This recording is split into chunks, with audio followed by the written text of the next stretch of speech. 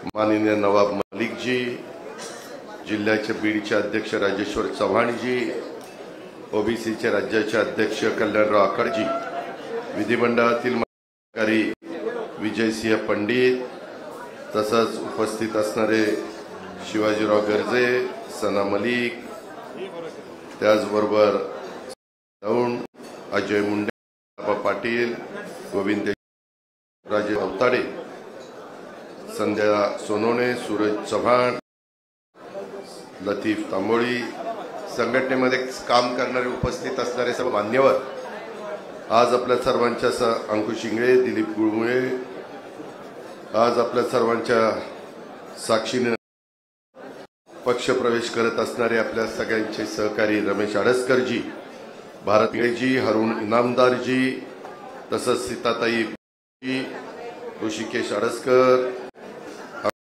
इंगळेजी, जमलेले सर्व माझ्या बीड जिल्ह्यातून आलेले प्रमुख अधिकारी, कार्यकर्ते, वडीलधारी, तरुण सहकारी, पत्रकार मित्र, बंधू भगिनींनो, माझ्या तरुण मित्रांनो, आज अनेक जिल्ह्यातला, सांगली जिल्हा असेल, बीड जिल्हा असेल, कल्याण डोंबिवली असेल, यवतमाळ जिल्हा असेल, अशा विविध जिल्ह्यातनं राष्ट्रवादी काँग्रेस पक्षामध्ये प्रवेश मान्यवरांनी केलेला.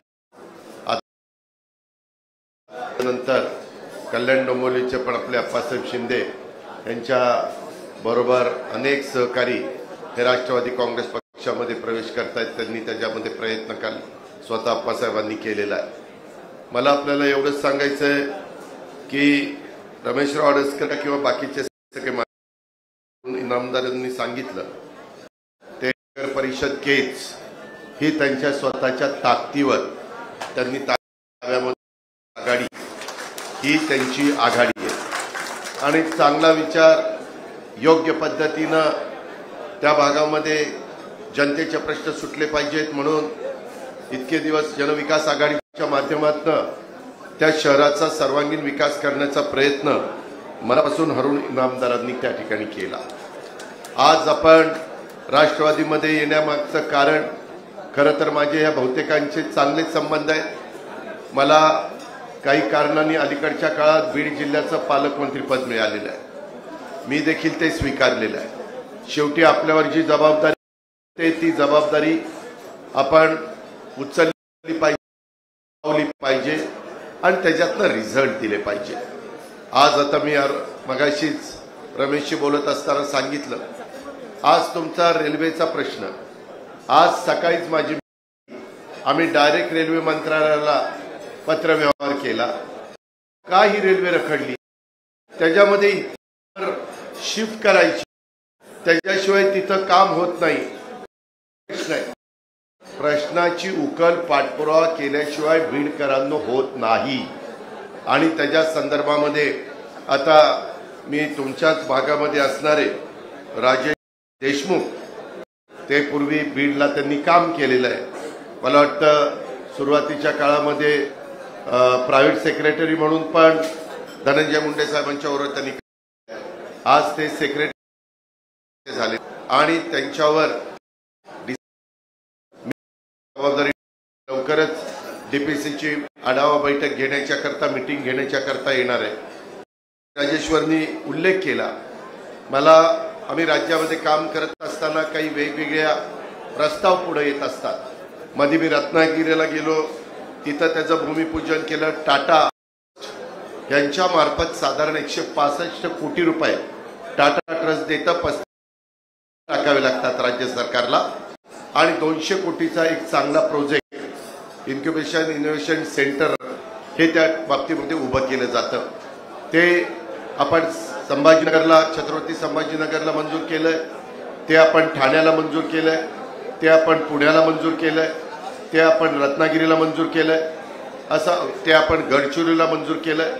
माझ्या मनात आलं की मराठवाड्यामध्ये माझ्या बीडचा फार मोठा वर्ग, मित्रांनो, मला कुणाला करायची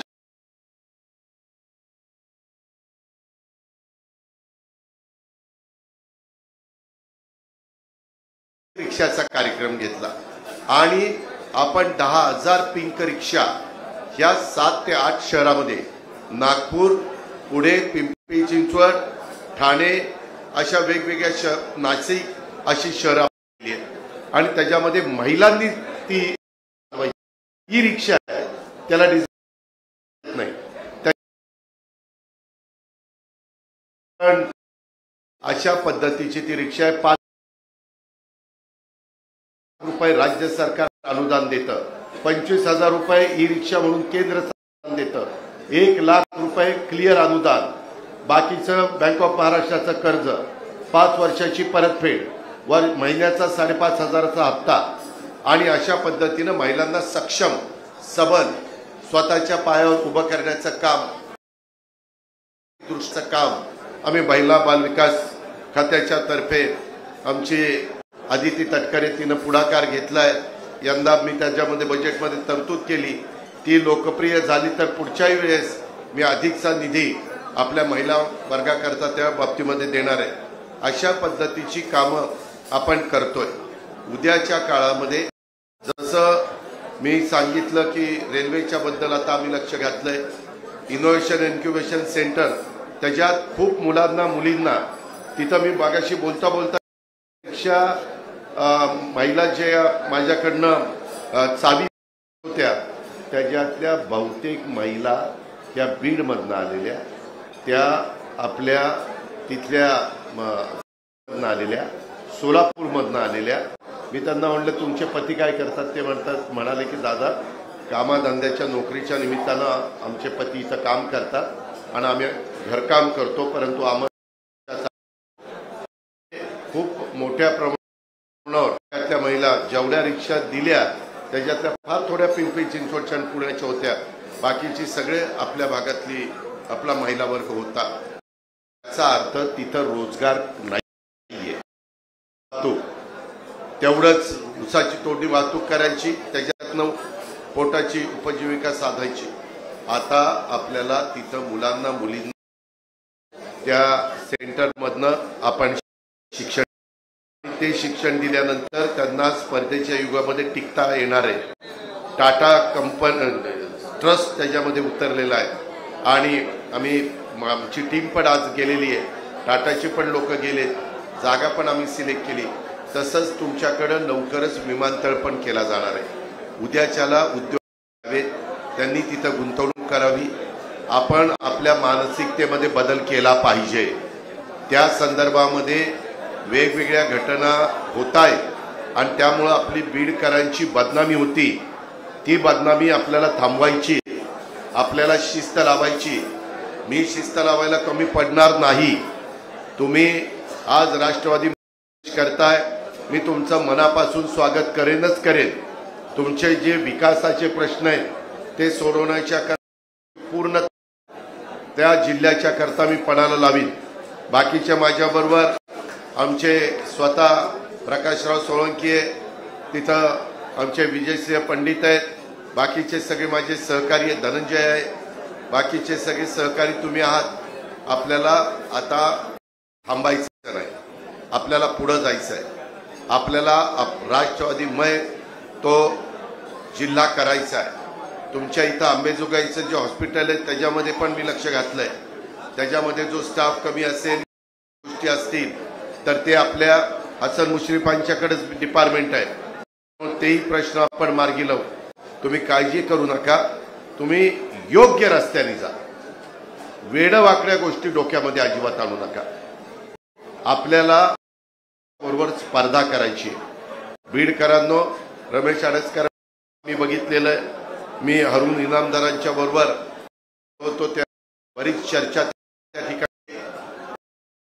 बाकीच्या सगळे भारत पिंगळे असतील, सीता बनसोड असतील, अंकुशराव इंगळे असतील, अनेक मान्यवर आणि त्यांच्यावर आलेले असंख्य सहकारी, आम्ही तुम्हाला मान देऊ.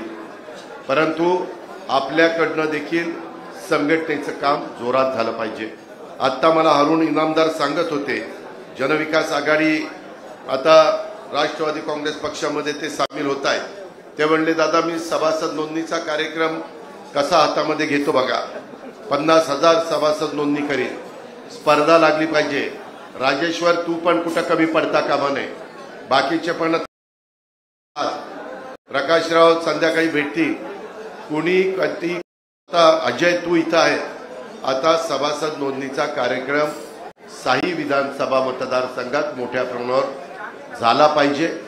राष्ट्रवादीमुळे आपला जिल्हा एकेकाळी होता, थोडंसं अडचण आली, ती आपल्याला दूर करायची आणि ही अडचण दूर करत करत आपल्याला अनेक जे काही महत्त्वाचे प्रश्न आहेत ते पण सोडवण्याचं हे करायचंय. पण बिना खर्च कसाही खर्च केलेला मी खपवून घेणार नाही. त्याला निधी दिल्यानंतर त्या निधीतनं झाला पाहिजे, त्या निधीतनं कामच झालं. त्याच्यामध्ये गैरप्रकार चालणार नाही. तो कुठल्याही पक्षाचा असला तरी, तो सत्ताधारी पक्षाचा असो नाहीतर विरोधी पक्षाचा असो किंवा कोणत्या राजकीय पक्षाशी त्याचा संबंध नसो किंवा आणखीन कुणी असो, हे चालणार नाही. त्याच्यामुळं मी आपल्याला अतिशय नम्रतापूर्वक सांगतो, आपल्याला पुढे जायचं असेल तर आपल्याला पण काही बाबतीमध्ये शिस्त लावून घ्यावी लागेल. आपल्याला पण त्या बाबतीमध्ये काही प्रमाणात मानसिकतेमध्ये बदल करावा लागेल. तर हे सगळे प्रश्न चांगल्या पद्धतीनं पुढे नेता येतील. आम्हाला निधी दिला पाहिजे, वेगवेगळे प्रकल्प दिले पाहिजे, योजना दिल्या पाहिजे. अशा पद्धतीनं आपण सगळेजण मिळून मिसळून उत्तम पद्धतीनं काम त्या बीड जिल्ह्याच्या करता करूया. आज रमेशराव, भारत, हारूनजी, सीताताई, ऋषिकेश, अंकुशराव आणि त्यांच्याबरोबर आलेले असंख्य सहकारी मित्रांचं मी मनपूर्वक या निमित्तानं स्वागत करतो. आणि इतर पण अनेक लोक आलेले आहेत, मी आता सगळ्यांची नावं घेत नाही. आणि काम करताना आपण शिवशाहू फुले आंबेडकरांच्या विचारांनी पुढे चाललेलो आहे. जात पात धर्म भेद पंथ भेदभाव करायचा नाही, सगळ्यांना बरोबर घेऊन जायचं. संविधानाने तेच सांगितलेलं आहे. महाराजांनी देखील हिंदवी स्वराज्याची स्थापना करत असताना 18 पगड जाती 12 बलुतेदारांना बरोबर घेऊन हिंदवी स्वराज्याची स्थापना केली. आणि शाहू फुले आंबेडकरांनी पण त्याच रस्त्याने रस्ता आपल्याला दाखवलेला आहे. त्याच्यामुळं हे कदापि आपण विसरता कामा नये. एकमेकाची उणीधुणी न करता, एकमेकाच्या बद्दल मनामध्ये आकस न ठेवता आपण तिथं जातीय सलोखा ठेवावा, एकोपा ठेवावा आणि बीड जिल्ह्याचा नावलौकिक वाढवण्याच्या ठिकाणी आपण सगळ्यांनी मिळून प्रयत्न करावा. त्याच्यामध्ये राष्ट्रवादी काँग्रेस पक्ष तुमच्या बरोबर आहोत, मी तुमच्या बरोबर आहे, माझी सगळी टीम तुमच्या बरोबर आहे, हाच विश्वास देतो आणि या ठिकाणी थांबतो. जय हिंद, जय महाराष्ट्र, जय राष्ट्रवादी. धन्यवाद दादा. पक्ष प्रवेश सोहळ्याला सुरुवात होत आहे. आंबा सहकारी साखर कारखान्याचे चेअरमन रमेश दादा आणि तटकरे साहेबांच्या शुभ हस्ते हा पक्ष प्रवेश सोहळा संपन्न होत आहे. अंकुशराव